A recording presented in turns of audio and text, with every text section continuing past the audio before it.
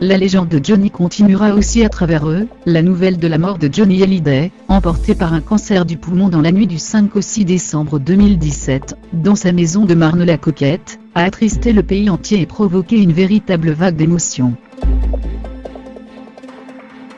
Si la famille du taulier, qui était âgée de 74 ans, est naturellement accablée par le chagrin, les sosies de la star ont eux aussi beaucoup de mal à digérer cette disparition. Interrogé par nos confrères de LCI, Johnny Rock, Denis Lemond de son vrai nom, premier sosie officiel du chanteur défunt, n'a pas caché son désarroi.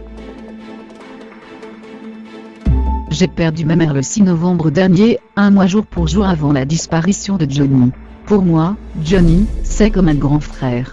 Il m'a accompagné tout au long de ma vie, depuis l'âge de 11 ans. Aujourd'hui, j'ai perdu ma raison de vivre. Ce mercredi 6 décembre 2017 est un jour de deuil pour moi, comme pour tous les autres sosies, a commenté l'artiste de 62 ans.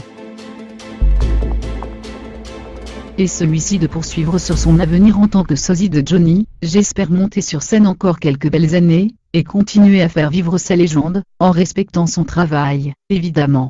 Je quitte Cherbourg demain pour me rendre à Paris, pour me rapprocher de lui. À l'instar de Johnny Rock, de nombreux fans du chanteur se sont rendus à proximité de sa propriété.